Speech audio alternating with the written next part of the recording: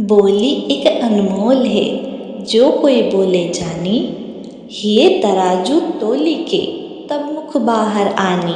कबीर जी द्वारा रचित यह दोहा बताता है कि मनुष्य को ऐसी वाणी बोलनी चाहिए जो दूसरे को सुनने में अच्छी लगे, स्वयं के मन को भी शीतल करे।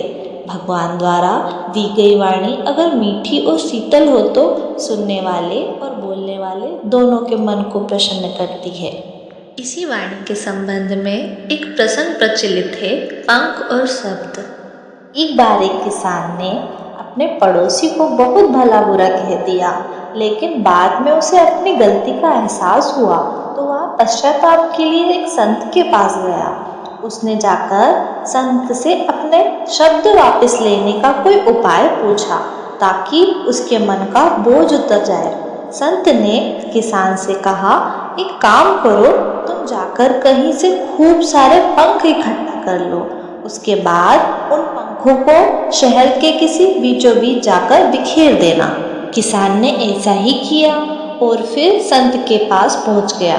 तो संत ने उस किसान से कहा, क्या तुम ऐसा कर सकते हो कि जाकर उन पंखों को पुनः समेट कर ला सको? किसान वापस गया तो देखता है कि हवा के कारण सारे पंख उड़ गए हैं और कुछ जो बचे हैं वे समेटे नहीं जा सकते।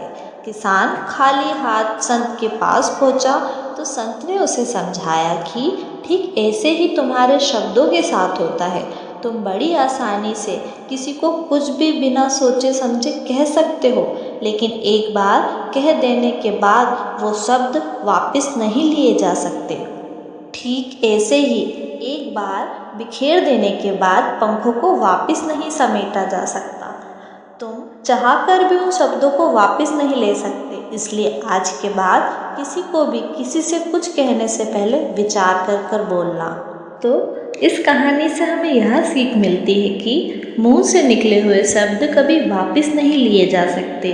वे अनंत ब्रह्मांड में विचरण करते रहते हैं और शब्द यदि नकारात्मक है तो इनका प्रभाव आप पर भी पड़ता है। इसलिए शब्दों को हमेशा नाप तोल कर बोलना चाहिए, वही हमारे लिए उचित रहता है। राधे राधे।